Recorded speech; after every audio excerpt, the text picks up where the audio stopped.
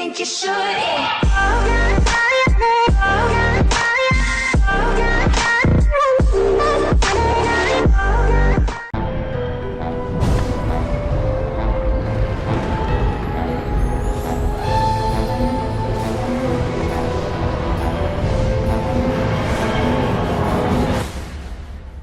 Welcome to this week's episode of Whoscussion. We're your hosts from Whānau, that random guy, the audibly pleasing Harriet Scally.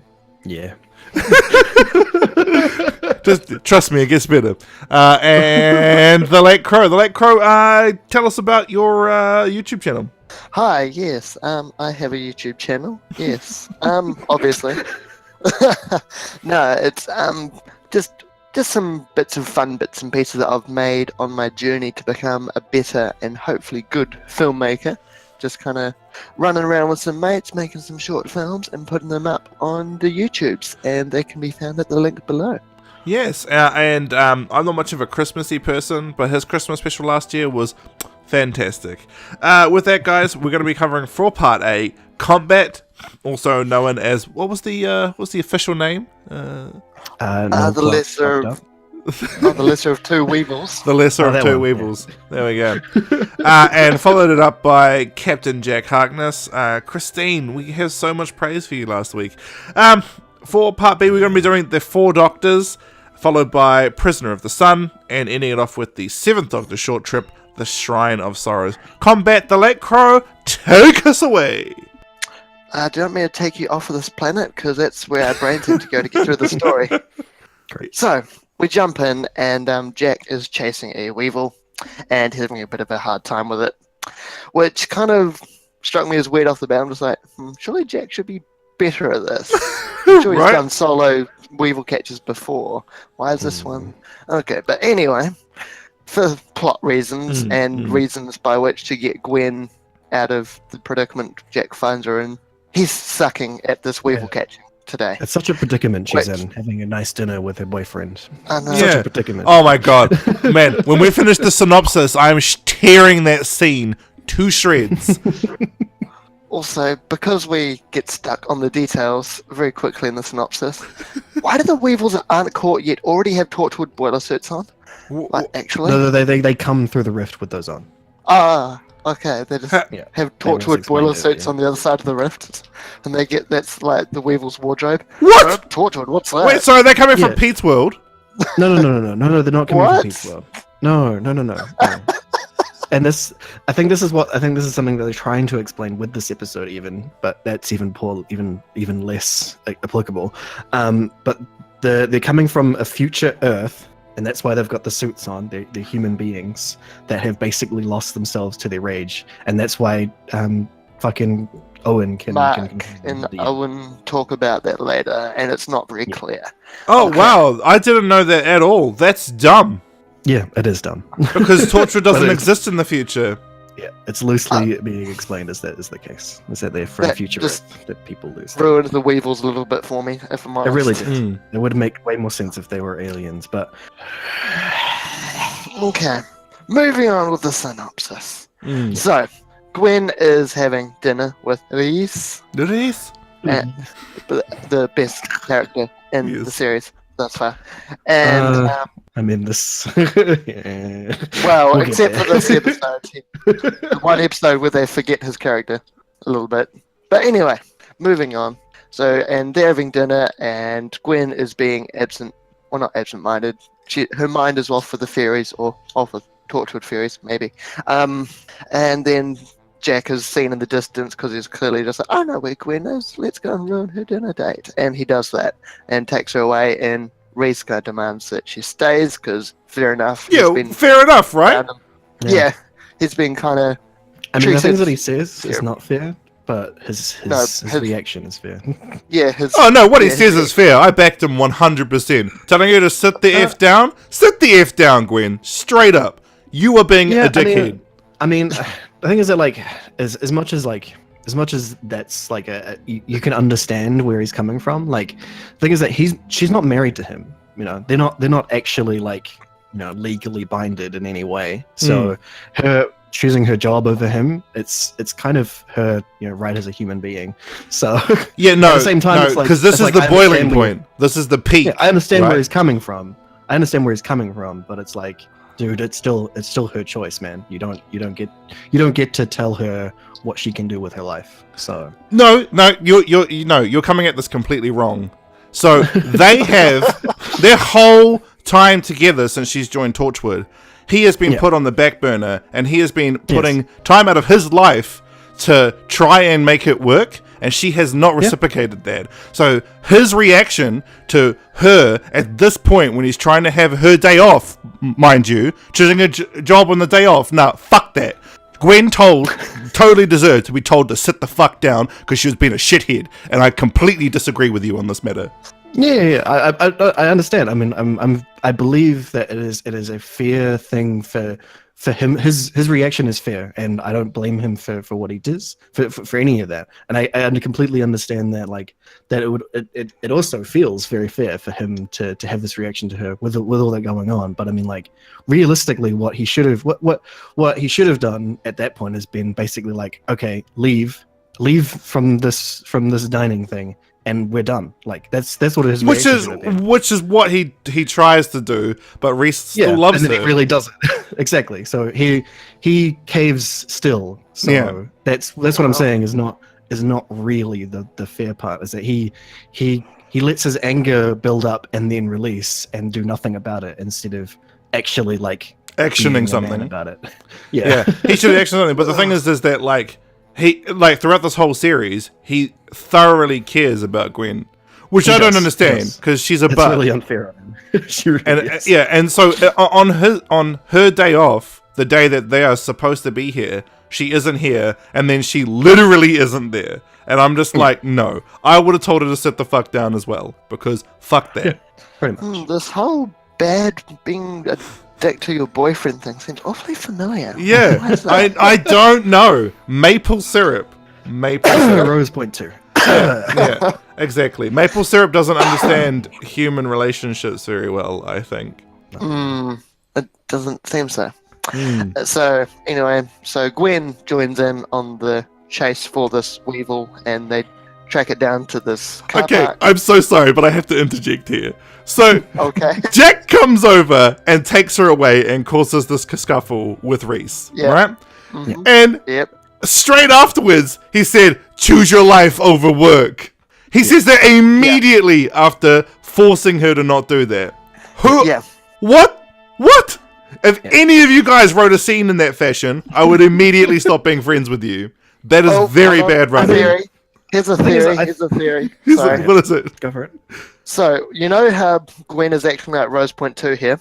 Yeah. And Rose was being a dick to Mickey. Mm-mm. Mickey wrote this episode. Oh my God. It all makes sense. Outside the government, beyond the police, right next to Noel Clark. Yeah.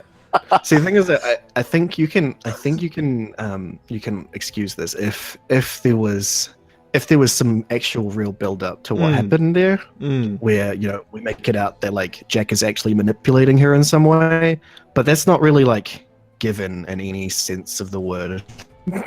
No, not at all. No, it is not. No, it's just not very well like executed. Really not. No, it's so silly. Gwen and Reese's relationship was not executed. That's something. Oh man, Reese really should have executed it. Like, he really should have. Man, like, just wow, and just we are only 5 minutes into this episode. Yeah. It's we awful. shall continue, shall we? So they chase this Weevil to the car park, and we're in a white van. Of course, it's a white van. Rolls up and snatches the Weevil and speeds off. And then Jack delivers a one-liner and title credits. Outside the government, beyond the police, left at the Denny's. 24/7 pizzeria, Torchwood. on the same street as the United Nations. After this series of Whoscussion, I'm going to be disappointed if I go to Wales and there's not a Denny's around that area. I'm fully There expecting it isn't. now. But I expect you to go over to Wales before I do and build a Denny's. Build a for my Denny's. benefit. Build a Denny's. There's a really good Italian restaurant there, though. There's two, actually, right on the waterfront, right next to it. Oh, that'll do.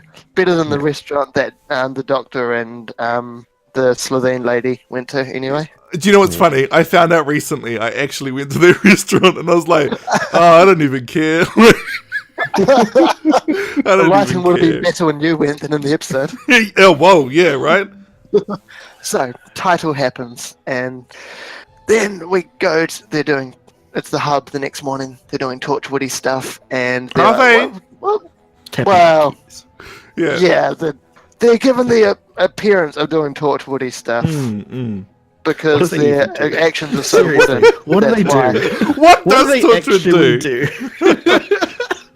Like, what did Torchwood 1 even do apart from cause one of the greatest terrorist threats in all of human history? Well, they had like lots of people like going all over the world collecting alien artifacts. This Torchwood Institute is just in Cardiff and seems to just watch out for crazy things that happen, and they don't seem to happen all that often. So it leaves a lot of time for shenanigans and bad writing. So yeah, they're all in the hub. Whether or not they're doing things, we don't know. And so Tosh is trying to track the plates of the van that they saw last night, and they track it to the docks. And it's after the van gets there, the CCTV cuts out because reasons, which forces Jack and Tosh to go to the dock and poke around. Why don't a bit, Torchwood have the technology to fix that?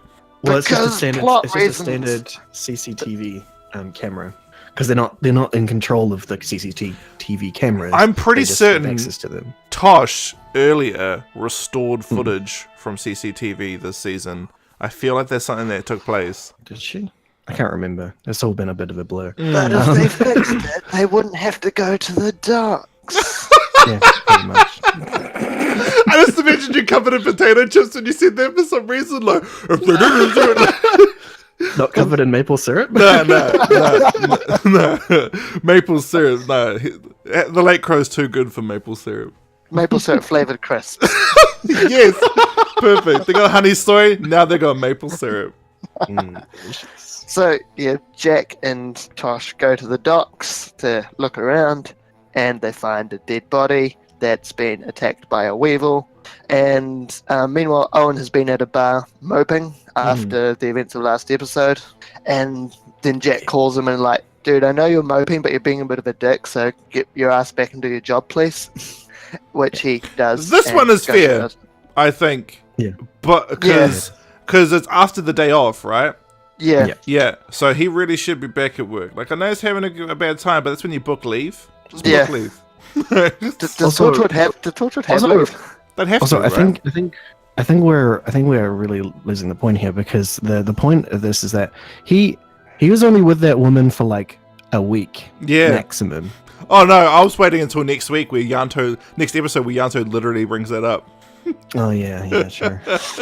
Because he literally does bring it up. Even the writers are like, this is dumb. I think it's Christine going, maple syrup is an awful head of a TV series. Even though it's meant to be Chris, I feel like maple syrup actually was the real head writer. Well, here's the other thing that I want to point out that as we're pointing out that Gwen is Rose 2.0. The thing is that kind of really kind of makes everything fall into place when you really think about it, because this is supposed to be Doctor Who, just with sexy things happening, and that really puts it into place for you. Jack is meant to be the Doctor. Yeah, Gwen of is course. meant to be Rose. And that's why she's throwing off her boyfriend for all the things, and she's constantly saying that like, "Oh, I love the job too much. I don't wanna do real life anymore." And it's like that's something that a companion says, and the reason why they do that is because they're actually seeing alien planets. You're seeing jack shit. Yeah, Literally. your Gwen was 10 out of 10, by literally. the way. So, it's Yep. So the Electro, continue. How far we into Whoscussion, and we're like, how many minutes into the story so Oh far? my god, I haven't. The story's going to be the longest one for a while, I think. I absolutely agree. I'm not a huge fan of combat. I'm so sad because I recall liking this episode. I like parts of it, but Same. the whole story just. Yeah. Anyhow, so Weevil body is being looked at, and Owen's moping, and so what do? They do some talking, and ultimately do some stuff that really doesn't go very far. They do some talking, which ultimately ends up in Owen going to go and pose for this guy as a eel manufacturer person. Why did Jelly they? deal. Yeah. Jelly why eels, did they that's- touch base with this guy? Is it because he owned the warehouse? Yeah. He Oh, okay. That's 'cause- right. Well, he's 'cause- part of the real estate business that was Right. operating the selling of this warehouse. That's right. Yeah, I was struggling to remember why was he linked. I'll just jump to that bit anyway. Yeah. That's the I story. I couldn't remember either. And I They actually did watched this yeah. episode. Actually set that up. Okay. I think maybe the rest of the story is just sort of a blur. Yeah. I think my brain's already hit that phase of trying to put the story out of my head, which is unfortunate. But anyway, we will move on before that phase catches up fully, which it's really starting to gain speed on. But anyway, so Owen's meeting Mark Lynch, who's this real estate guy, bit of a slime ball, really. And so he wants to hack into his computer to kind of learn some stuff, because he might have had something to do with Taking the alien incident. artifacts out of the Torchwood office again, by the way. Oh, yeah, totally. But this was for the good of our mission, so it's okay. Yeah, it says so in in the beginning where he goes doodle-doodle-doodle, when you decompile that in Audacity and you turn it backwards, it says you can take it out sometimes on missions. Yeah. Yeah, Ben Foster, Yeah, exactly. hell of a composer, Oh, yeah. And the Mark Lynch is kind of really not buying Owen's story, really. I mean, when you come in with a Jelly Deal story, I probably wouldn't buy it either, to be honest. Yeah, pretty Not the much. best. Even if someone did make up a website, it'd still be very... which is Okay, exactly what Mark Lynch does. Yeah. So, Yeah. yes? so, someone comes in, they're like, hey, Jelly Deals, and you're like, that's a bit weird. But then he mentions that he sells it to China and South America, and then 5 minutes later says he only sells it in the UK. That was something I really found really strange. Like, that's continuity 101. If you say that it's these two countries, don't say a different area of the world straight after. They do that in World War Z, actually. That movie's awful. But Oh, thank you. I had maybe sort of getting around to it. I won't now. don't do that at all. I've got the book, but... I've not read that, but I would presume it's a lot better than the film. But the website was pretty good. Do you think you would For the year that it was made, yeah. would you sort of think to yourself? Because and he even calls this the pretend help desk, which I found weird that Toshiko was calling everything he was about to do before he did it. I was like, are you clairvoyant or? No, she was just trying to be like smarty pantsy, sort of like, this is how he's going to go about figuring Yeah, out. I if got a this guy's real or not. psychological degree. It says so in the doodle-doodle-doodle. Rewind that, and this Toshiko has a psychological degree. Exactly. It's like, At the same time, I think there's mainly part of like her hacker thing is that she's aware of like being able to fake out that sort of stuff, being a con person. So I think that's Probably why. done it before and knows how people act. there we go. Well, Exactly. There we go. She's done a con man thing before. There we go. But I think it was pretty well done. So when Mark was like, The I still website didn't was buy well it, done. I was just like, okay.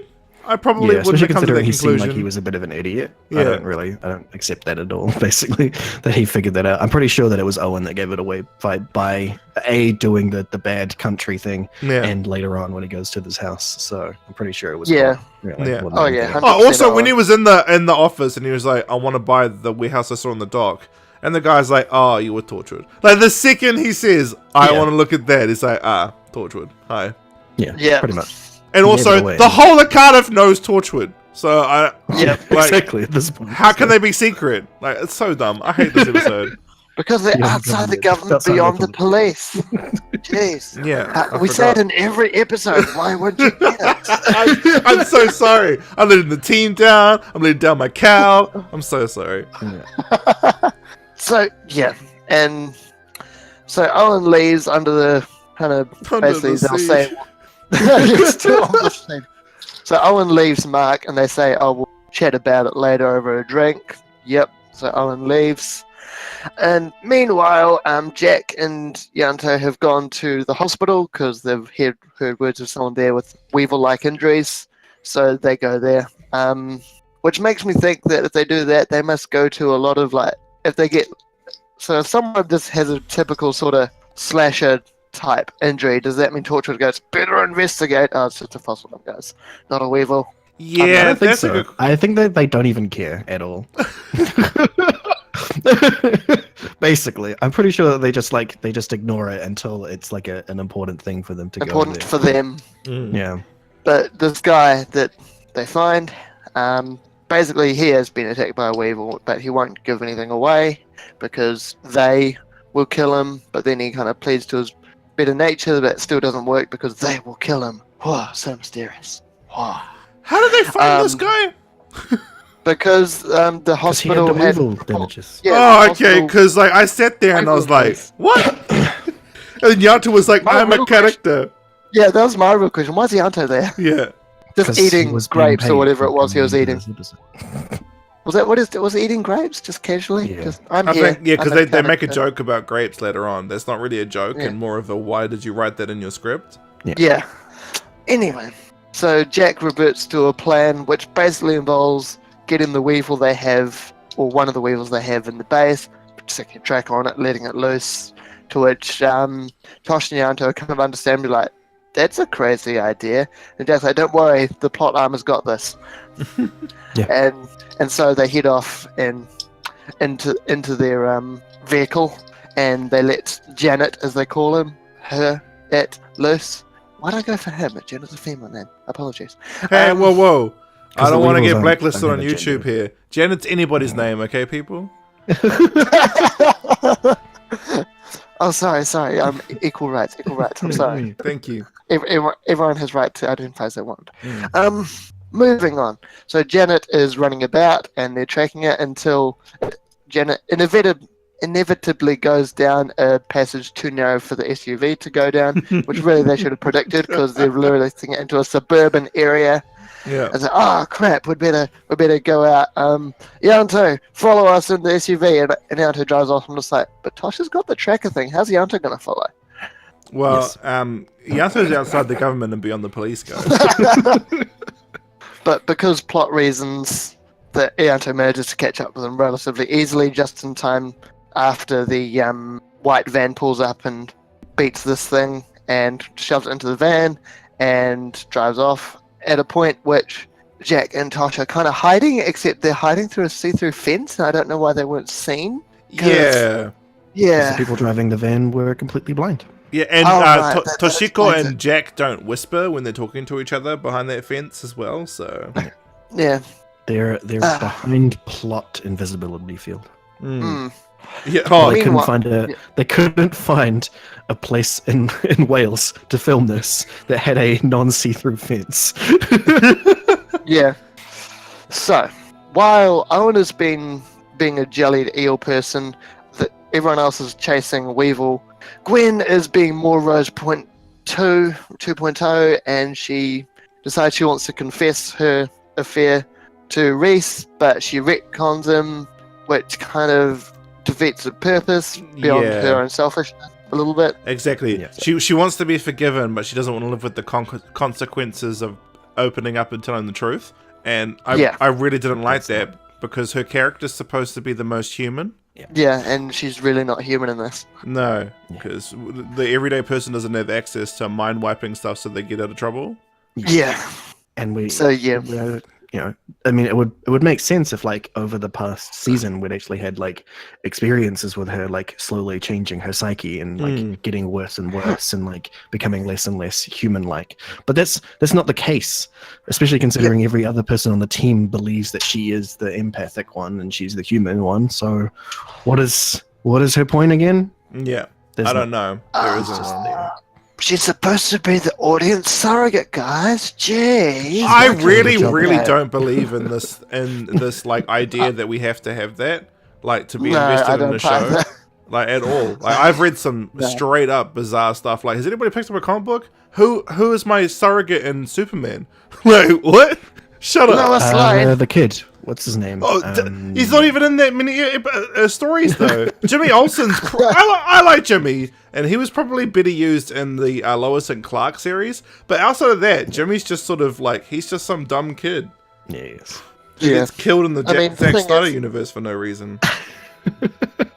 But yeah, the whole audience surrogate thing really falls apart even more when you're set in a human world where everyone else is already human. So there's kind of yeah. The human surrogate was only necessary when she's a companion with the doctor, not just another person on the street. Yeah, but now Yeah. they're deified, man. Like No, exactly. New Who companions are deities, and I'm just like, but what? Like, just have a person. Mm. So dumb. And we kind of got that with Bill a little bit, which is Mm. nice. Yeah. Anyway, we're getting off track. again. I'm so sorry. As I'm so always. sorry. I really is want a- this episode to be over, guys. What you want to get to talking about Captain Gay Harkness quite I Oh, want it to be yeah. over. I just want it to be over. The season's Alright. almost over. Yeah. So The close. season. God has come to take the innocent. almost over with season 28. I'll hurry up and just quickly blitz through the rest of it because we're almost there. Right, so Reese passes out after not giving Gwen the confession she wants. Good. Meanwhile, Jack, Yanto, and Tosh realize that the tracker they'd put on Janet is now in a fence. Bugger. Which kind of implies that the people in the van must have stopped and put it there, given that the tracker was working after it already been put in the van.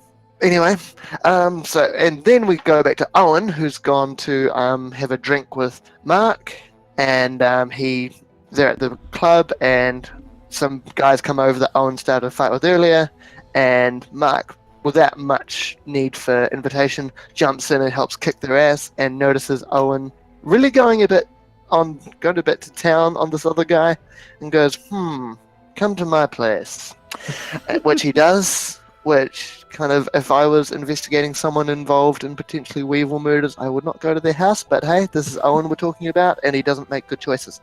No. So Owen's at this guy's house and having drinks, and under the pretense of going to the bathroom, he starts to snoop around the house and finds a place with a padlock.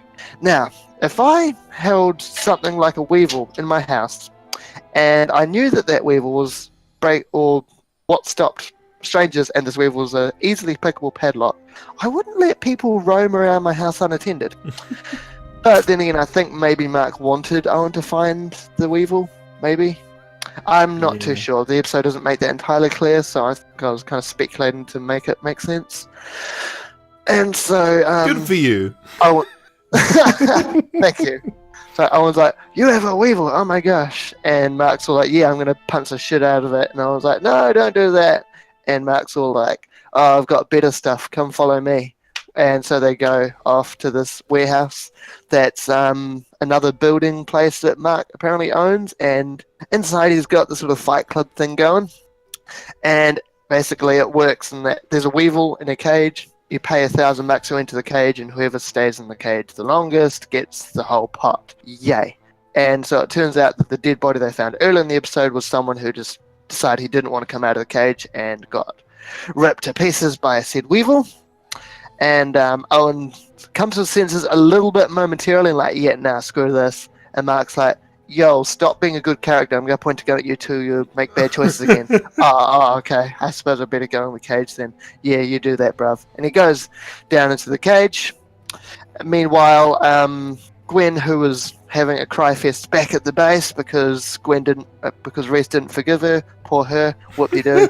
Stop crying. Do that. And I hate how they play it like you should feel sorry for her. No, you're a horrible person. I know. Yeah. But because she was there, and because there was a fight club thing going on, and the guy that was or the dead body that was in the hub was presumably part of this fight club, and got a text to his phone saying the address, which is bad organization because if one of my members died, I'd probably remove him from the contact list. Probably. I don't know if they were using Activate. I don't think they would have worked very well. But I mean, there are some bad things out there. So yeah. Also, Gwen has bad hearing because she keeps mistaking that ringtone for hers, even though her make that noise and it was in a complete different position to her phone. So I don't get why she'd mistake that there's for a her bit of phone. echo in the Torchwood building. So I don't know. Are you speculating to try and make sense of bad direction?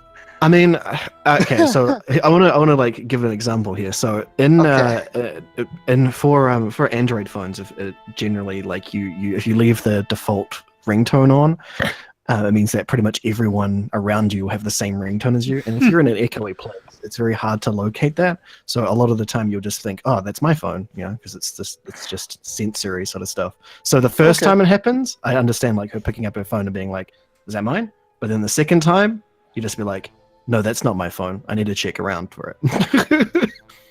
I'm totally with Harriet Skelly. That happens It happens a couple of times before she realizes that it's not her phone.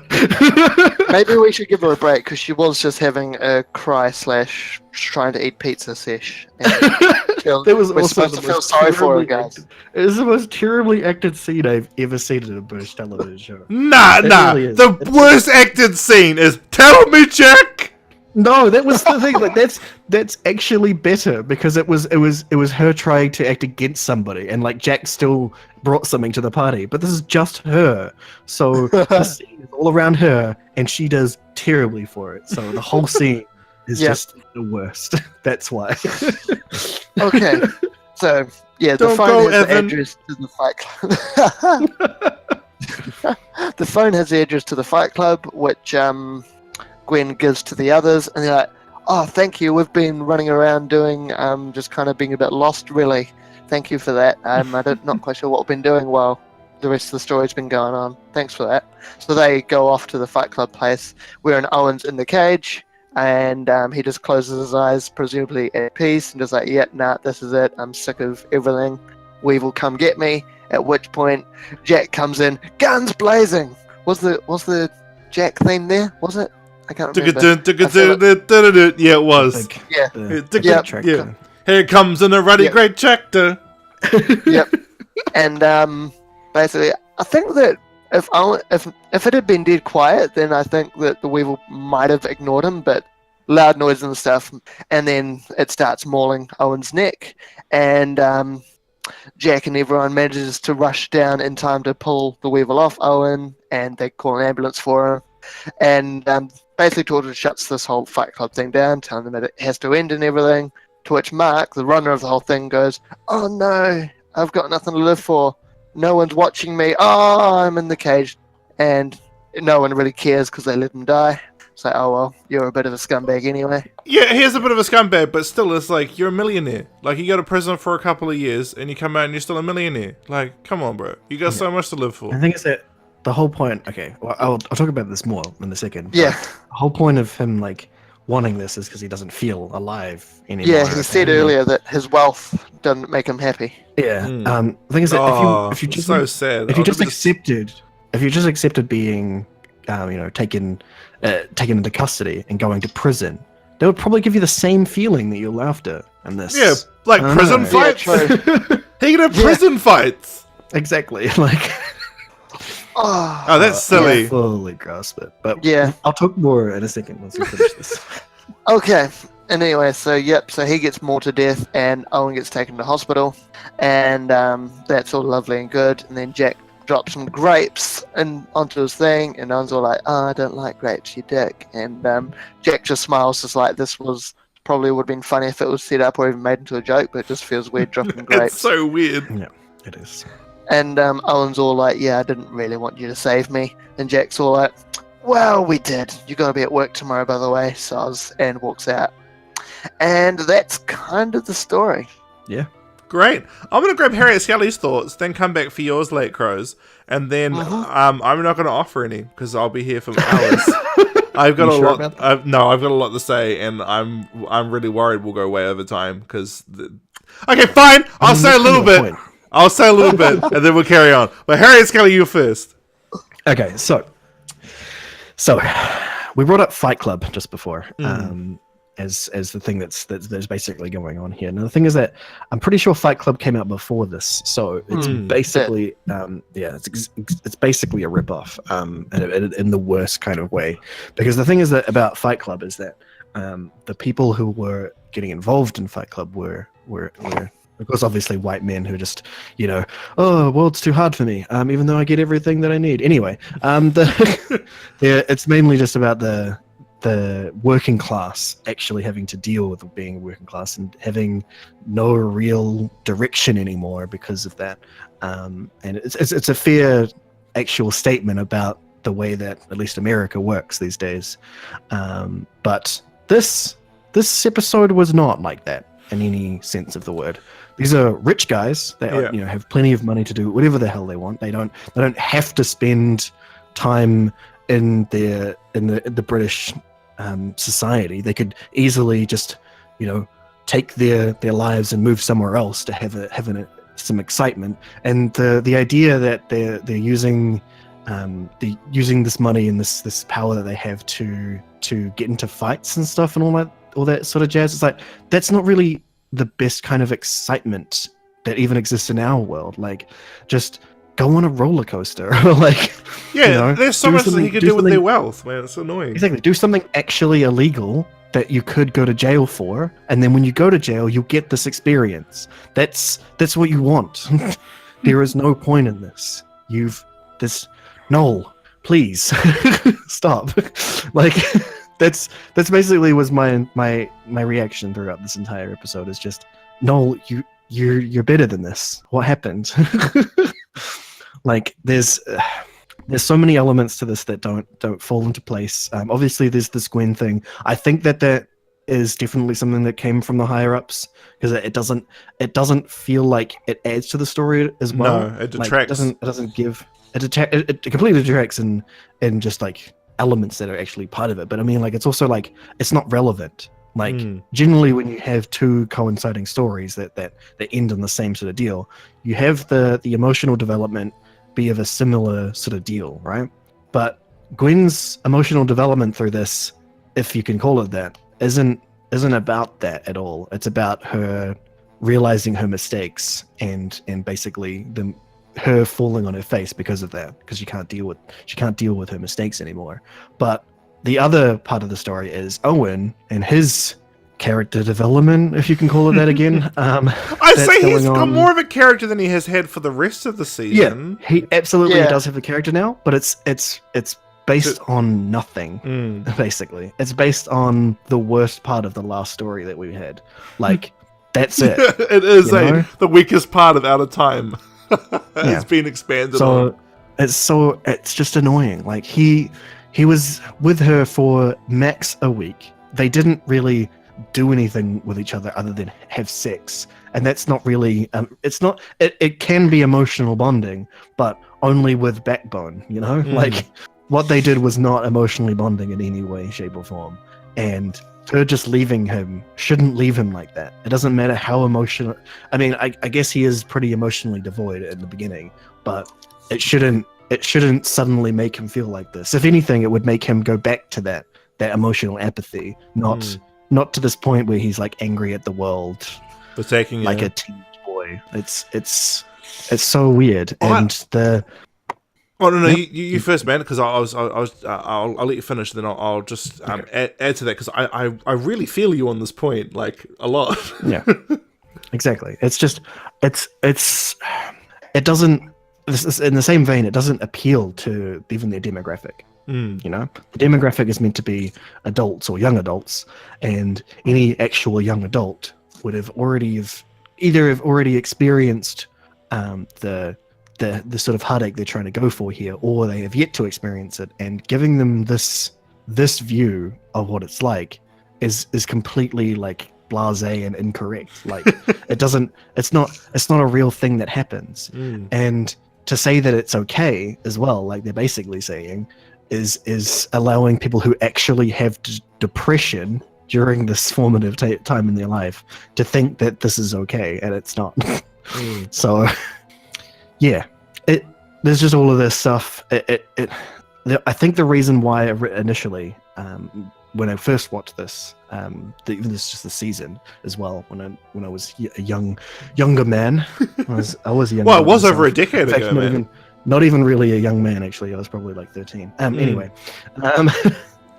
is that thinking that these ideas are adult gives you like that feeling, being like, oh, cool, like adult things. But then when you're actually an adult and you watch this stuff, you realize that how much of it is not really adult at all, and is kind of actually like childlike. And it kind of makes me wonder how these writers got this past anybody as well. Like, I'm sure that BBC were not particularly keen on having an adult show on at all anyway. So I don't know why they were allowing this sort of stuff to So come through. Julie Gardner pushed for this. And she was the executive producer of Doctor Who. And so she really, really pushed for it because like her and Russell are like the best of friends. And so she was like, my best friend wants to do this show. I'm going to let him. And BBC didn't really have a say because it was the Wales arm. Yeah. And she is the Wales arm. Well, that makes sense then. But at the same time, I'm surprised that BBC didn't just like push them over for this, basically. Just like, you know, call their use their overarching, what's the word I'm looking for? Use their controlling share of the company to basically say, no, Wales, you need to stop this right now. Like, or at least stop them after one season, stop them. Because that's basically been like this the whole time, right? There's only been like one really good episode, and that was last week's one, and it was only because out of time's most of the it was best. Okay. Yeah. So but if they cancelled it, we wouldn't have got the awesome Series 3. Yeah, you're right, and it would be sad. But the thing is that, like, based on just this season alone, you would have expected them to just do it. Like, if I was, I would have canned it. I would have been like, this is atrocious. I mean, unless like someone in the BBC is literally capable of seeing into the future and could see that season 3 was going to be good, there was no reason for them to make a season 2. Like, that's basically how I feel about it. Like, unless it got fantastic reviews from people who, well, I guess kids shows. I don't see how this managed to get past that. But I think there's a lot of factors here, is because it was on BBC 3, which BBC saw as a channel to put stuff on to die. Right. And they didn't care about BBC 3 at all. It's where Doctor Who Confidential was, which is why I think it got canned, you know, pretty much as soon as Moffat took over almost. But I think just because it was on a channel they didn't care about, at a slot they didn't care about, I just don't think they cared. Yeah, I feel like that's probably true. But it's really sad. Basically, that this sort of garbage exists now within the Whoniverse, when there is so much better. You know, we're Big just. Finish. I mean, obviously, like tooting our horn again, Big Finish. You know, it's just the thing that we do. But if the reality is, if Big Finish had been given a spin-off, you can guarantee that it would pull fantastic ratings. Yeah. Even if it was on a backwater channel, you know, because people who would like Doctor Who, if they got wind of it, they would catch on. And that's probably why Torchwood did start off pretty well, is because it was pulling from all the Who fans, or the new Who fans that had come from that season. Yeah, exactly. Pulls them into Torchwood, and considering they're basically getting another Rose with Gwen, I think that probably helped them along as well. But now we can see, which is the last thing that I wanted to touch on, is that Gwen is very clearly Rose in almost every single way that she could be. You know, the first episode is basically the same as the first episode of Rose. You know, someone comes in to save stuff and then leaves, and then bad things start happening again, and she has to come in and do stuff. And then her excuses she keeps giving for the reason why she keeps going back to Torchwood and not handling her real life anymore is that, but the job is so great, so many things are happening. It's like, there's no evidence for this. Every single episode we've seen has not had this excitement that you're talking about. So I don't understand where you're coming from with this, and it is very clearly just spread with that that maple syrup of we're talking about episodes that we haven't written because we don't know how to write good ones. Maple syrup. So yeah, that's combat in a nutshell. Basically, it is the epiphany of what this season is, and that's why it's kind of bad. And then there's kind of a little bit of okay stuff there, particularly when Michiko finally realizes that she's not okay with Jack doing crazy things, and she literally says to him, "Oh, so it's okay to do this with a weevil, but you wouldn't do this with a person." And then I'm just saying out loud, no, he would do this with a person as well. Yeah, he would. Jack's a crazy bastard. Yeah. Watch season 3, Toshiko. Oh wait, you can't. You were straight, not alone. So. The very, very, very ending of the story, I thought was handled quite well. Where Owen kind of ups the weevils there in the vaults. Yeah.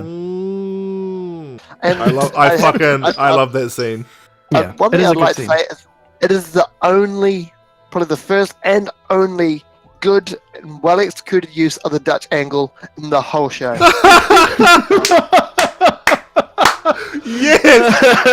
Yes. Correct. As soon as they started tilting the camera, I was like, can they? Holy shit, they pulled it off. Who knew? Who knew? Well, it was almost like a religious experience, you know? You'd found the divine. Oh my goodness. Before we jump into your thoughts there, Late Crow, there was something else. No, so it's fine. There's just something that was really, really, really niggling me just before, and I legit just lost it. I'm so annoyed. That's really, really annoyed me. The Late Crow, I'll get your thoughts, and hopefully this will come back to me, but I knew I was going to lose it, and then I lost it, and I was like, damn. But the Late Crow, your thoughts? Bring it all back to you. No. Copyright strike. Yeah, it's most of my thoughts were given in the synopsis. A lot of just little nitpicky things that I just like to touch on. So first of all, so when Owen is in the hospital there after his weevil attack, which, given that weevils are described to go straight for the jugular, how did he survive that? Like, they literally make a point of saying, "Oh, this is unusual. Weevils go straight for the jugular. Why did it muck about with him?" They made a point of saying it, and yet this weevil didn't go straight for the jugular. Oh, what are you talking about? No, that's later in the episode. Yeah. Plot. But Plot. speaking as someone who's been in hospital with major surgery stuff more times than I would care to admit, I was looking at the dressings on Owen's wounds and going, who put those on? Those seem awfully inadequate. Yeah. Those wound dressings are so bad. Like, they threw some tape and gauze out in the egg. That'll do. There's like this 3 scratches on under his lower eye, and then a few minutes later, like literally for him, they're gone when he's back in the weevil cage. So yeah. So just a bit of continuity issues as far as someone didn't wounds tell and the stuff go. Continuity issues, you say? Someone didn't tell the cosmetic department what they were supposed to be doing. I suppose that the continuity got retconned. How are Gwen and Reese still together? Yeah. Anyway, my overall thoughts are just kind of disappointment mainly because I remembered enjoying it, and then I watched it. I'm like, oh, okay. There were some good parts. I'm like, oh, and you lost me. I think maybe if they didn't have the whole Gwen subplot, it would have improved drastically. Yeah. I don't know. I mean, it definitely would have improved it, but I don't think it would have been good still, because the Gwen, the Owen storyline with this Fight Club that's happening still is bad and doesn't make any sense. Like, it's not good. I can picture your face saying this for some reason, and you're just like, no. But yeah, that's overall my thoughts. Okay, just before we continue, so in Māori culture, it's bad luck to see fantails. And outside of my window right now, my clothesline, there are 5 fantails. And I'm just like, oh, you guys watch Combat too? Okay, for me, there's one thing I was going to point out before is Gary Russell actually left Big. Oh my god, a 6th one just joined. No kidding. Am I dying today, guys? Is this what happening? Gary Russell actually joins. He actually left Big Finish and joined Doctor Who for Martha. Actually, onwards. So Martha was actually alright. Yeah, I remember really enjoying Martha's run. So that's pretty interesting. And Donna's run was good too, and I bet you Gary had a bit more to do with that than Russell did. Which is funny because Gary's surname is Russell. Oh my god, my cat's trying to kill him. Aya, you are not fast enough. So maybe we should just film an episode about Aya and retcon it. That's combat. Is my cat trying to get these birds that are way too high up and too fast. Anyway, Owen actually looks like a weevil, and I wonder if they had designed it on him. It's so strange because he becomes like the. That's what I'm saying. Is that like the weevils are? That's what I believe that they were trying to sell. Is that like this thing that they're trying to say about humans like turning to anger and all that sort of stuff, which is just toxic masculinity in general. But what they're trying to say about it is that eventually in our timeline we become this and get this like low latent emotional sense that they have. And the reason why Owen is able to control them at the end is because he taps into that by letting himself become that. If you get my drift. Right. Well, I see. That's dumb because in the next season of Doctor Who, it shows you what happens when mankind gives into their rage and they become future kind. So yeah. So that's really dumb. Well, that's more the Master's fault more than anything. So I suppose so. Hashtag should have been Derek Jacobi. But I just think this episode sucks. You know, it just sucks. Gwen's whole like, forgive me, Reese. And like, Eve Miles, you're so not good in this season. You have offered some of the worst acting I've seen come out of the British Isles. Like, yeah, it's much bad. And it's funny because like I've seen her in Victoria, I've seen her in Torchwood season 3. She's not bad. So is it directors? Because a lot of them never worked on the Whoniverse again after the show. So is that it? I don't know. Yeah. Is this Gwen's first big gig? Because she wasn't bad when she was the gateway for the Time War farts. So, is it a directing but the whole thing? episode was bad around her there. Yeah, exactly. There were some more things. And she didn't really have many lines. Yeah. In that episode either. And that's basically the deal. Is that I feel like her character would have made more sense if they'd given her more to actually do, more things to actually go work on, and she did have more things to do. 2 men. I mean, she had episodes that had actual emotional depth to them. Yeah. Then her acting would have reflected that, but she just keeps getting given bad things to do, and then when emotional things need to happen, she just doesn't know how to deal with that because there's no real way to put that into her character. And that's basically it. Is every time she has this like emotional breakdown that we see, like you know, tell me, Jack. It doesn't make sense because her character hasn't been emotional up until that point. So that's why Eve was just like, how am I meant to act like this? I don't know. What even is my character? Tell me, Jack. And another big issue is everybody got their own episode this season. So Jack's was Small World, Yanto's was Cyberwoman, Toshiko was Greek Spearing Gifts, and Owen's episode was this one. Gwen's episode was Random Shoes, and what an awful piece of shit that story was. So it really can't even really be called. I'm glad I missed that one. Yeah, you so did that on purpose. I called up the directors of Stagecraft and go, "Yo, can you book the can you hold the auditions on this?" Yeah. Hey, Stagecraft, if you could just, I want to be at this audition, so I don't have to do this really bad episode of this podcast that I'm on. So yeah, fair enough. For me, there are some directing choices that I think were very poorly handled. And this is like separate to the storytelling. But mixing is all bad. oh yeah, no, this whole The season's only pretty bad. episode where mixing hasn't been bad was Out of Time, which is kind of amazing. Yeah, it was almost like that was the one they put the most money on. Oh wait, it was. So when they go to the Fight Club, they are severely outnumbered, and it is shown that Mark Lynch is carrying heat. So other people there are Only carrying because heat. he stole it from Owen. Oh right, okay. Yeah. So even though that's the case, right? They could have overpowered the shit out of the Torchwood team, and the thrill for them is death. Yeah. So the Torchwood team were severely outnumbered, and they would have overthrown and overpowered the Torchwood team. Found out Jack can't actually die, and he would have been their new plaything. Pretty much. This episode really should have had them packing a lot more than 9 mils. So that was just really, really bad. There was just some odd acting choices, dialogue choices.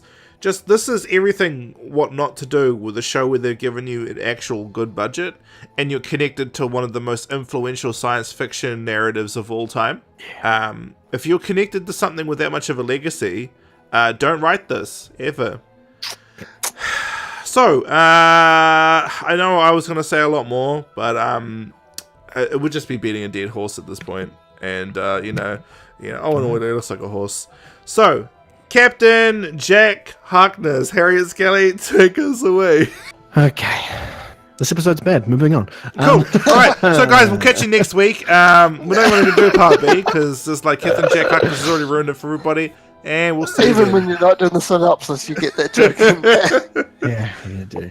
Alright, so it's really bad. Anyway, so where do I even start? This episode doesn't even start properly, let's be honest. Yeah, it does. It starts with Toshiko speaking Japanese. So why can people say her name wrong? Sorry, guys. Sorry. I just love how they had to remind everybody that she was Japanese, because that's effectively what they're doing with this, with that, exactly with that. In plot, they are trying to make people remember that Toshiko Sato, the only Japanese person on the Torchwood team who very clearly looks like a Japanese person, is actually Asian. By the way. Yeah. What? No, I didn't realize that. They needed that for one line of dialogue later in the episode. They're like, Toshiko Sato is Japanese, and when the audience needs to know that. I'm like, you don't say. Yeah. It's not like Naoko Mori plays her. No. It's not like that should have really been like a bigger point, actually, considering the time they go back to. But anyway, so she starts with that. For plot reasons, they go inside of this place that for some reason they've decided to go to. Apparently, I think there was some words said about anonymous tips about things happening there. Okay. There's ghostly music playing is the reason why they're investigating. Oh my god, someone actually paid attention to the episode. You get brownie points for that one, like Crow. I'm pretty sure that, I believe that was the case, but it's not really important information for me, basically. Anyway, they're there, they hear the music, and then all of a sudden they're back in when the Welsh Blitz happens. January 1941. Yeah. And there's a party going on for a bunch of people who are about to go back to war, basically. Particularly, pilots and stuff, because they're the only ones who are still really based back in England at this point. But anyway, they're there having a good old chin wagging time. Jack and Toshiko are like, well, shit, we've gone back in time. They walk around for a bit trying to figure out what's going on. Thinking Jack initially thinks that they're just like visualizing something back in time, but then they realize, they've actually been taken back in time. But then, in the midst of this, Jack meets the original Captain Jack Harkness. The original, you might say. The original, you might say.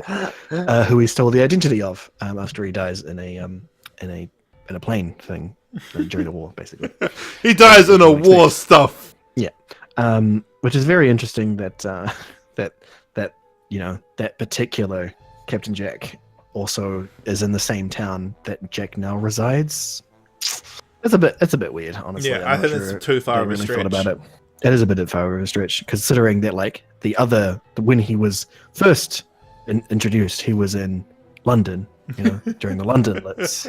So it's a bit weird time-wise. Anyway, point is, this character, the Captain Jack, the real original Captain Jack, is having a bit of a quandary at the moment, as he's been having a good time with this lady, and now he has to go back to war, and she's not too thrilled about the whole thing.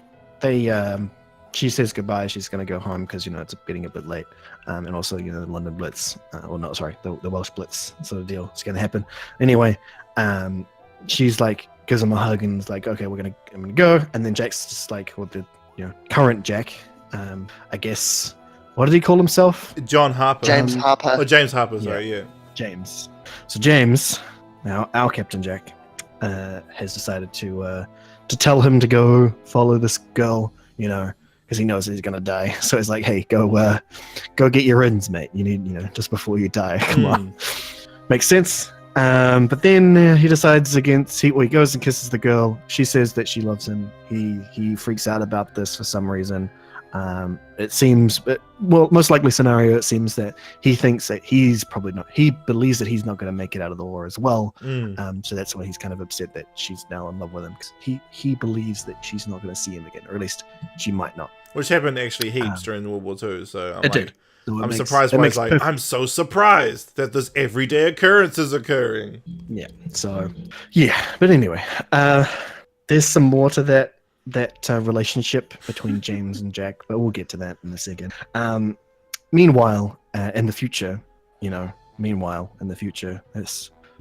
doesn't make any sense. Anyway, in the future, Gwen and Owen and Yanto have figured out that Jack and Toshiko have ended up back in time, as they finally look at some images from past events that happened at that location and see Jack and Toshiko in a couple of pictures, because it's not like they would have done some research on the place before they went there, right? Anyway. And Toshiko has that facial recognition software that she's constantly running. Surely she would have picked up on the fact that there is a carbon copy of her facial structure in the past. Yeah. Anyway, so they have some times there, trying to get them back. Owen's in the camp where he wants to turn on the rift generator. Okay, Turning on the rift, bring them back in time somehow. Not sure how he exactly expects that to happen, but anyway, he wants to do that. Turns out that that Toshiko's been working on an actual way of controlling the rift to do this, but has only figured out half of the equation, and is working on the other half, and she's got it with her back in time. That's convenient, eh? How convenient is that? That's pretty convenient. But anyway, so she's got this other half of the equation. She tries to leave it behind for the team to pick it up. She takes a picture of it with a camera that the owner shouldn't have, because it's actually from way in the future. And they don't seem to recognize that. Well, they do. They recognize that is the case, but they don't seem to take that on board at all. Like, they mention, that's a camera that can instantly expose. That is very interesting. Yeah. And that's about it. It's like, guys, aren't you Torchwood and you're supposed to investigate this? Jack really should have been like, why do you have a Polaroid camera? Yeah, pretty much. But anyway, so she uses the camera to take a Polaroid of her equation, but somehow she messes it up and misses out part of the equation still, even though it was a tiny piece of paper. But anyway, she does that. So she leaves that Polaroid behind in a power box that probably shouldn't have been there, considering how long it's been since that was there. But anyway, she puts it in there. Right. And they say it goes at this building went out of commission in the 90s, right? So how between the 40s and the 90s, that's 50 years, people, did that not get moved? That is fully bullshit. Yeah. But anyway, Gwen finds it. She reads part of it off. They're like, it's actually still not complete, and how would they know that if they didn't know what the full equation was meant to look like, and aren't mathematicians. But anyway, that's the deal. I'm guessing the computer just said no. Computer says no. Anyway, they continue to search for other pieces of it. Toshiko decides to use her own blood for some reason to write down this on. She says, I'm guessing it, pencil fades out. And that's why she uses her own blood. I'm like, cuz, I don't know if you know this, but blood does the exact same thing. Well, I mean, it was only like, what, 50 years? So the thing is that in 50 years, pencil and blood would have stayed perfectly The fine. thing so that there was annoyed me most reason. about that, Ink? well, that too, but Mhm. when she cuts her hand cuts the palm of her hand. I mean, a lot of shows do this, but whenever they need blood, they always go for the palm of the hand, which is like one of the most painful ways to access blood. Yeah. Like, Yes. why would you go for where all the nerve endings are? What? There's somewhere where. And it was with a rusty can, so she's going to need to get tetanus after that. But anyway, also she the blood after 50 years of being inside this birthday card inside of a paint can, it was still red. Yeah, right? Why was it still red? It's not raspberry juice. Anyway, even raspberries would turn black after a bit. Anyway, the point is, it shouldn't be red because blood degrades and clots. Anyway. No, but it And was red because Owen and Ianto read it. The leg crow people. No. Okay. Anyway, so it's got some bits on it, but apparently some of the numbers have been scraped off somehow they know it was the manager guy because a flashback told them that he scraped off some of the numbers. If he found the note and was trying to sabotage this, why didn't he just take the whole thing? It's explained in the next episode. Is it really? Yeah, it actually is. I'm so like sorry about that. I'm so sorry, Harriet Shelley. It's so silly.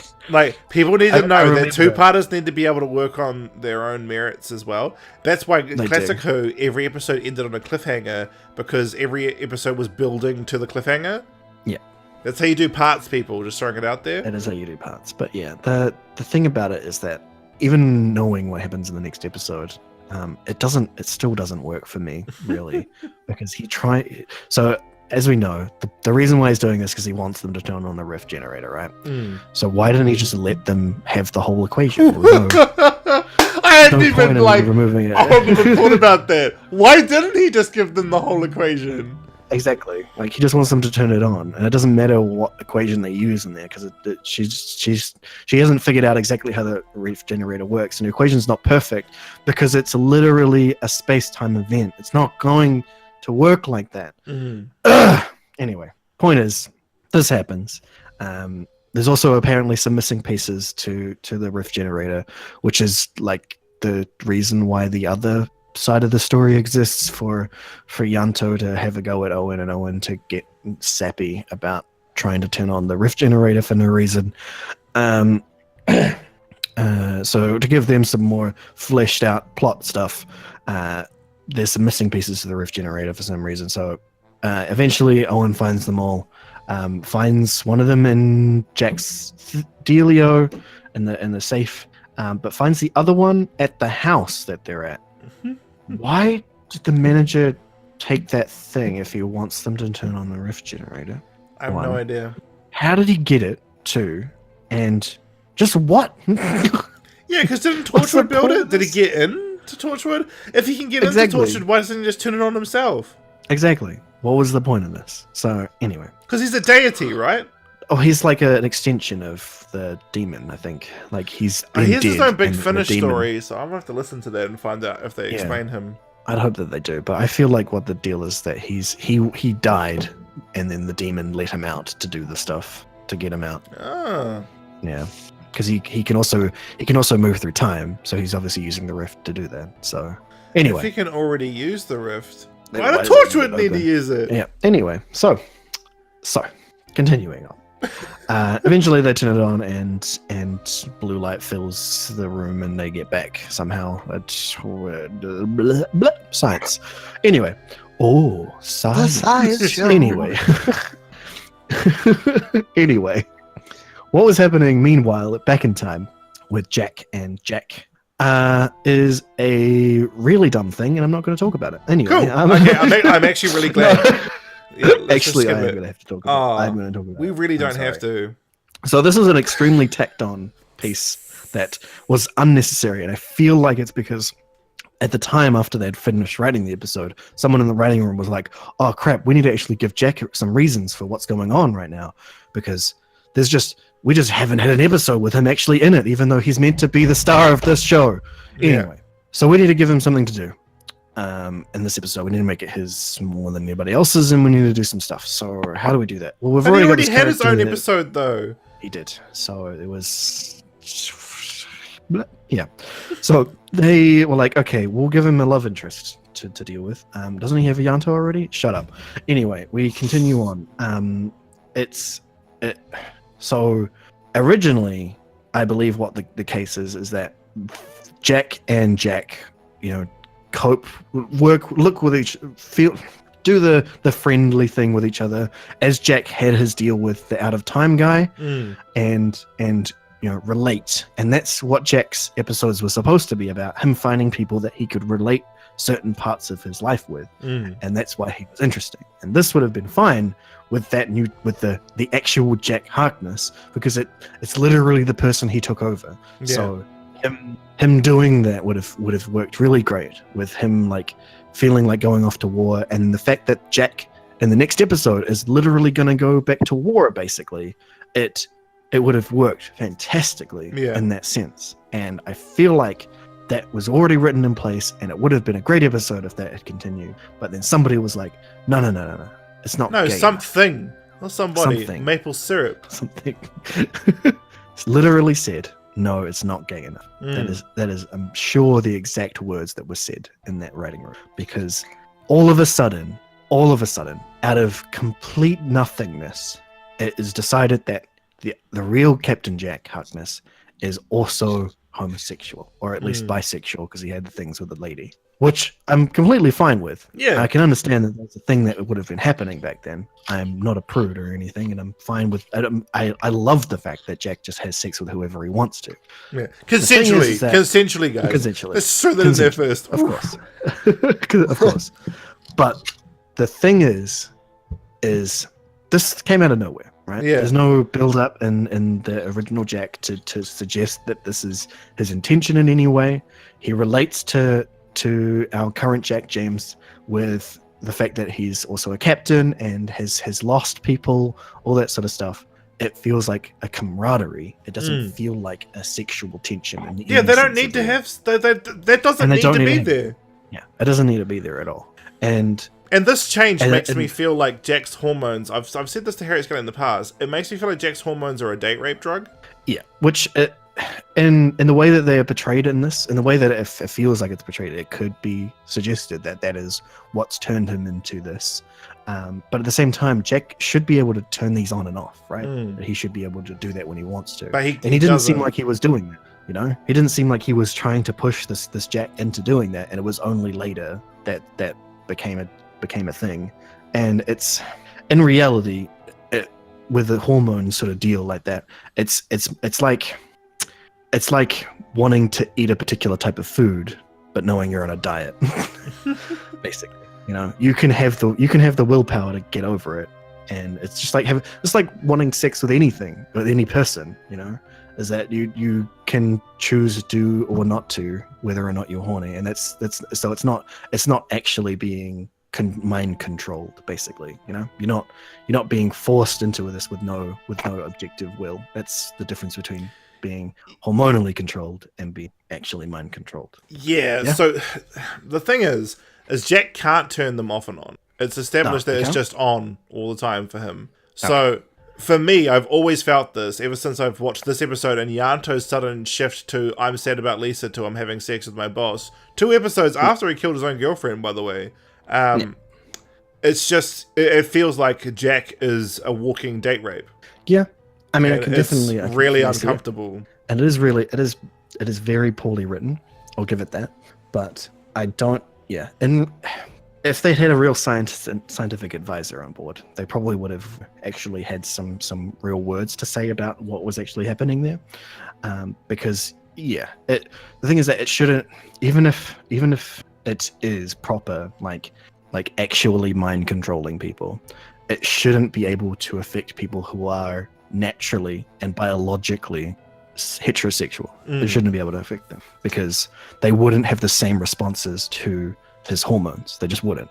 So it doesn't make sense, really. But the point that I'm trying to make here is that even if that is the cause of this thing that happens with Jack, it's with the real Jack, it doesn't work on a actual story level. Like, it was completely unnecessary to add, and the effect that it has on the story is unnecessary and just bad. It just is, and it's extremely fan servicey as well to have Jack literally kiss himself. That's unnecessary. Yeah, I hope there's a story where he like kisses a clone of Jack, because that's like that's the ultimate fan service, man. It is fan fiction. It is not stuff you put in actual stories. That's what I feel about this story, you know.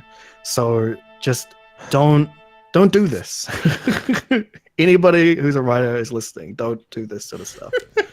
And just the way that it comes about, and then the end as well, where everybody else fades away as he's going through the portal. No, this is not a great love here. Yeah, that's what they sell it off as, right? Is that he's losing like his greatest love. And it's like, no, the love of himself. Unless you're trying to say that he's just literally in love with himself, and this is him losing himself. No, that doesn't make any sense either. It's so weird, and it's like it's basically exactly what happened with Owen, except on a even shorter time span. You know? Yeah, a couple of hours. A couple of hours. Oh, he's my great love now. What? No. What? No, not the mind probe. It's so weird. It's so dumb. So yeah, that's me on Captain Jack. Well, I'm gonna grab the Let Crow's thoughts, and then I'm gonna come back for you again, Harry S. Kelly, for a little bit of a round two. Because I actually feel really deflated in this part one. I'm so deflated because like these stories are actually like taking energy out of us. That's at least how I feel. Though I might be coming down with a cold, to be honest. The Let Crow. Yeah, same. Okay. Yes, I concur about all that was said thus far, and it is not a good time. But a few things that I picked up on when I was looking up at the screen and not browsing Imgur. Thanks, man. I think he means during watching the story. Yeah. No, I know. It's just like, you know, it's one of those things where it's so hard to stay invested when the story sucks. That's why I'm really worried when we watch like some of the weaker Martha stories. Like, I don't want to watch the Lazarus Project again. But anyway, Mark Gatiss persona. Literally. So yeah. So the whole story's dumb, but leaving the note in an easily visible place in that kind of metal unit thing, are you telling me that in 60 years, no one went in there and went, what the hell is this bit of paper, and just biffed it anywhere? It just stayed there. Yeah, that was dumb. So, look, it was dumb. Owen's ransacking Billis's office was also, well, ransacking it wasn't dumb, but just like that sort of, I hear plot. I'm going to turn around and look. Where's that sound coming from? Is that there's no sort of reason? It's like timepieces. He has lots of clocks. That must mean he's hiding the riff manipulator and his clock. I'm a genius. It's dumb. I feel like Billis might have been spelling it out for him though, like, which is dumb because it's set up for the next episode. And again, don't write parts if the first one can't work on its own. Don't do that. Yeah, don't do it. And then. So Owen was in the rummage in the offshore, Gwen was outside, and they kind of pass each other when I was going back to the hub. Now, Owen lies that he didn't find anything, but the lie is so obvious, and Gwen was trained as a policewoman and would be able to detect if someone's lying. That obviously as well. Why didn't she not turn on and go, hold the fudge up there, Owen. Your bullshit artistry is lacking. What did you find? The bullshit is not strong with you. Especially considering he's even acting like he's a bad liar. Like, yeah. I had one positive note. I love the actor who plays Billis. That was the only good note I made. He's got a big Finnish story, so I might have to search it up. It's on the cloud. He's even more terrifying in the next episode. But hey, as we said, shouldn't have to cut. And then when Gwen's doing her looking around, she finds the paint can thing that Tosh put her blood note in. A lot of Tosh. Why did she look at that can? That can is so nondescript. What would make her go look at it? Just like, if I saw that in a pretty shoddy looking place where stuff has also just been dumped, I'd go, oh, okay. That's a thing. She's got She the can plot feel sense. the blood. It's like, my plot Well, that's what we sense. saw in the random shoes. She has the plot sense. Oh, yeah, that's right. I forgot. Man, Random Shoes is so bad. Don't watch it, guys. Watch to our podcast, though. But don't watch it. Then, and we have Owen and Ianto's argument about the riff manipulator, which was just so random. Like, it felt to me this was actually what I heard in my head when they're arguing. Ianto goes, "I'm a character." Owen goes, "Well, your solo story sucked. So did yours." And that was the conversation that actually happened. That's 100% the conversation. That is 100%. Also, why is Owen 2IC? Why? What qualifies him to be 2IC? Why not Tosh? I think Tosh is, but she was gone too. Yeah. So Okay. So he's third. So, yeah. Oh, he's that's a real shitty team dynamic. When yeah, because you're Ianto two joined good just a couple of months before Gwen, because he joined just after Torchwood 1 fell, right? So he's only been there a little bit longer than Gwen. Okay, so that's bad management on Jack's part to go, if both of us get lost, that Owen's left running the place. That's not a good idea. No. Yeah. I imagine that what's her face was probably before him as well. Oh, Susie. Susie. Yes, Susie was. So he and was the other- actually last on the list, but then Yanto and Gwen showed up.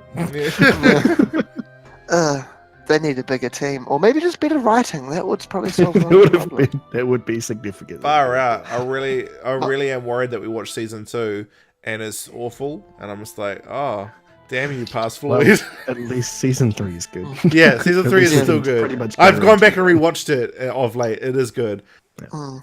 It's the only thing I've watched physically on my Blu-rays. The others I just ripped them. And the last note I made is a really nitpick, and that again comes down to like wound dressings and stuff as well.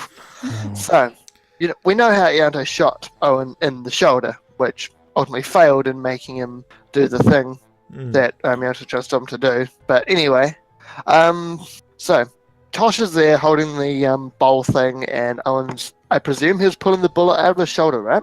That's what he's doing? Maybe. Was that what he's... I gave up caring, sorry, man. Okay, He got shot? but okay. For the sake of argument, it looks like he's pulling the bullet out of his shoulder. Yet when you cut to a different angle, he has wound dressings on both sides of his shoulder, implying that the bullet went straight through. Yeah. So that confused me a little bit. And I think the range he was shot, it would have been straight through as well. I mean, I'm no physicist, but I'm pretty certain that's the case.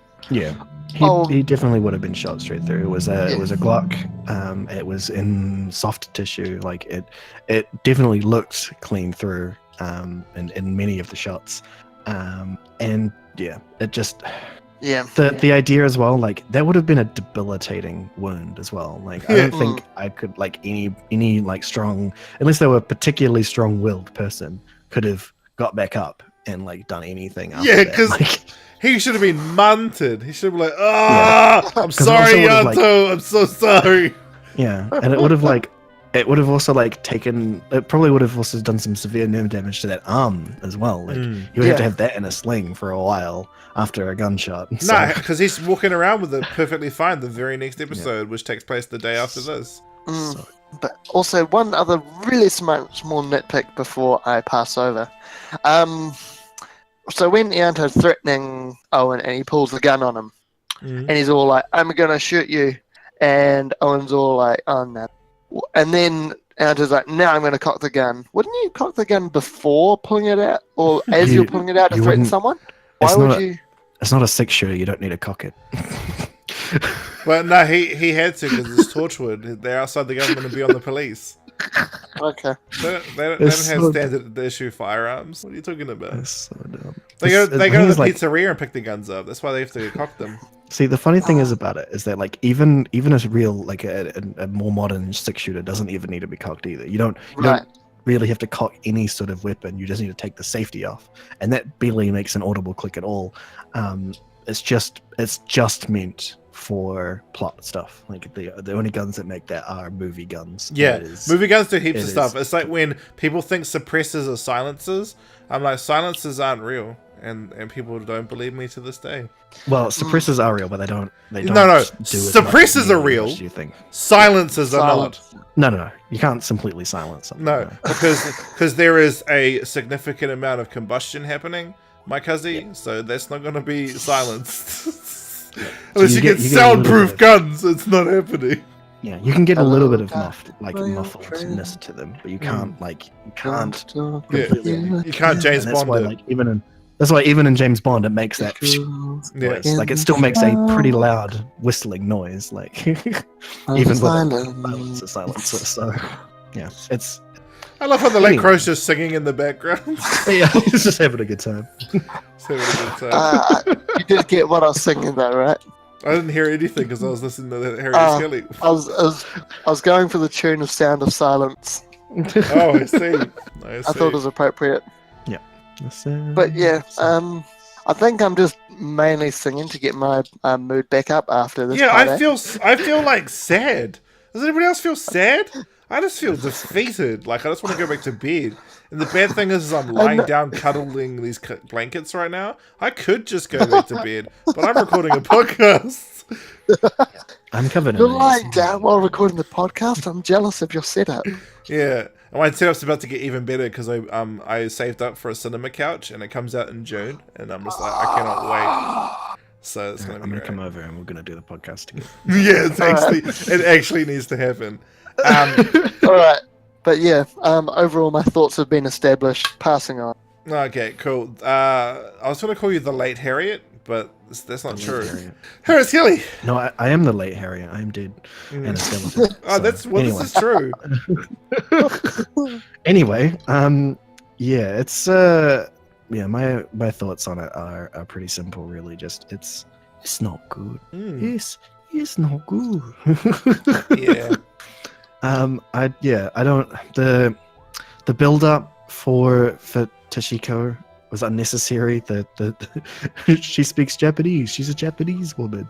It's not like you already knew this. It's like, oh, why? Yeah, Toshiko Sato, played by Naoko Mori. Gee, I wonder if Toshiko if might be Japanese. Oh, far, I don't know. So yeah, and then just like it just being a build up for that one line of dialogue, that one lady's just like, "Aren't you a Jap?" And it's like, surely, if that was a problem, like just to point it out to this woman in particular, if this is a problem of her being a Jap, surely the other military personnel in this party would have recognized that before you. But even so, does that matter?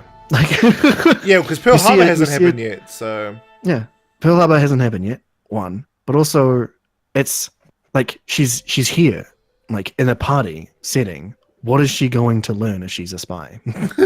like is this like a secret spy party? Is this what's happening right here? What? this other Japanese person turns up, he's wearing a full beard. I am not Japanese. See? At least he's not Japanese. So yeah, it's so nonsensical to me.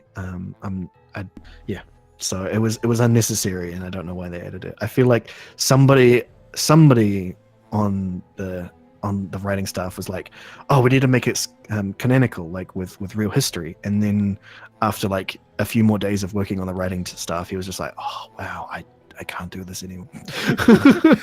He was just like, Pearl Harbor hasn't even happened yet. Maybe I shouldn't have chosen the Cardiff Blitz for my scenario. Maybe I should have done it post Pearl Harbor so the whole conversation with the lady made sense. Because then it would have been tensions blaring if a random Oriental walked in, man. It would be bad. Yep. So she could be like, I need to get out of here because I will be lynched. Yeah, it would have been immediate as well. Just anybody saw her, that just would have been like, no, concentration camp right now. Yeah, exactly. Well, not concentration camps. Sorry, that's not what they called them. Internment camps. Yeah, internment. Holiday camps. Which they weren't. Just throwing that out there. No, people. They weren't. They were not. So yeah. Oh, that reminds me. There's this really good movie. It's so much better than this episode. I can't remember what it's called, but there's this really good movie where this young American man, he falls in love with a Japanese girl, and then just as they get engaged, Pearl Harbor happens, and stuff goes south for them very quickly. Yeah. Because like, one of them Jap lovers, boy! And I'm just like, wow, they handled that material a lot better than this episode did. Great. So, hey. So, yeah, my thoughts are, guys, don't watch this episode. Just don't watch Season 1. Season 2 doesn't even need Season 1. That's the scary thing about Season 2. It doesn't at all need Season 1. Because none of the characters actually develop at all over Season 1. There are no characters in Season 1. Yeah, there really aren't any characters. There's Reese and Andy. Oh, where is Andy? Andy's just not there anyway. So. I like Andy. He's got his own big finish run as well. So like, yeah, that's the thing, is that the only characters like that actually are characters and have good character stuff going for them is that they don't have any character development. They basically stay the same the whole thing. Like Reese was on the cusp of finally having some character development, and then Gwen retcons him. Yeah. So and he's like, I am happy again. yeah. Oh, they could have really played with that. Could you imagine? Because you know how like retcon therapy messed with that guy and turned him into a serial killer. Yeah. Could you imagine And, like it messes with Reese? Yeah. Oh, what a really cool arc that could have been. Oh wait, I'm thinking about the wrong show because good arcs don't happen here. With the Captain Jack Harkness scenario, I don't agree with this behavior at all. But bear in mind that it was the 40s. Okay, so this isn't a reflective of what my beliefs, but it's reflective of actual history. If he had started making out with Captain Jack at that time, Captain Jack would have had the absolute crap beaten out of him. And again, he would have lost his command immediately. Yeah, exactly. He would not have been. He wouldn't have been in the scenario to die. Exactly. That's what. He would have been in prison because it was actually a prisonable offense. Yeah. Exactly. As soon as it happened, it would have been like, okay, now he's not dead, so you can't take his identity now. You've ruined time by doing this. Yeah. Good job. Well done. Because he would have gone to prison instead of gone to battle. Immediately. He would have immediately lost being a captain. He would have lost his command. He would have been stripped of all rank. It just, all of it, just none of it. He just would have gone immediately to prison for that.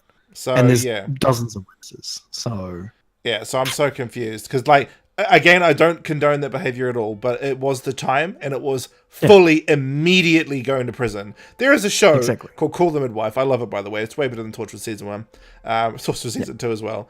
And there's an episode that actually dealt with that, where there was a gentleman who had married this girl because it was the thing to do, but he was actually homosexual, and he goes straight to prison, and it's the 60s, which is 20 years after this. So think about how much worse it would have been 20 years prior. That man would not be able to go die for his country or for the United Kingdom. No. So that was really, really, really dumb. If they had kissed when they were downstairs in the bunker, I think that would have worked a lot better.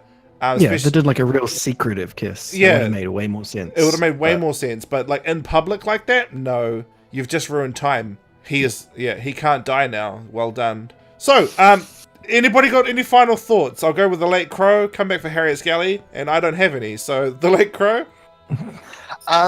Just in conclusion, I've found one way of tolerating these stories a lot better. Whiskey? I may or may not. Well, I did have a couple of drinks before starting watching the stories. That's perfect. Yep, and? So it's just my advice if you have to watch these stories. Just get a bit wasted first. Yeah. That's so... I love you, Late Crow, straight up. Or just use it as a laugh, Just like... So get some friends around and then just take the piss out of it the whole time. That's what I do out of my first film as well. Yeah, but I mean, like, you need to treat your own personal first film as like a building block for the rest of your career. Like, how do I improve and not make that giant list of not to do things? Yeah, exactly. So I mean, that's a lot better. Season 1 in a nutshell. Yeah, there are giant list of not to do. Yeah, not to do. They're like, well, we better improve this. Oh wait, we won't do that till another season after that. Let's fire all these directors who will not work for the Whoniverse again. Oh, it just reminds me of the really bad old age makeup they gave Freema Agyeman in season 2. No, I think season 2 is bad too, guys. No, I'm so worried. Don't be bad, season 2. Please, I believe in you. Well, we got a while before we talk about it. So. Yeah, we've got Donna, go Martha stuff. And then we got Martha. And Martha's all like, I'm actually a character. And Bill's like, I'm actually a character. And she goes, isn't it funny how the two black companions aren't deities, and then they have a laugh about it. So yeah, that's that, guys. Harry Skelly. I'm done with this. Let's move on. Well, guys, thank you so much. Again, I'm so sorry that part A just it's just not happy. But we've got part B. Big Finish is great, guys. I suggest it. And next week, because we'll be moving into Donna, it should be okay. Yeah. It should end on a happy note. Yeah, it should end on a happy note, because just what we'll do is we'll just talk about the finale of Torchwood and be like, hey, it's finale over. And then move into Donna, and it's so much better. All right, guys, we'll catch you in part B.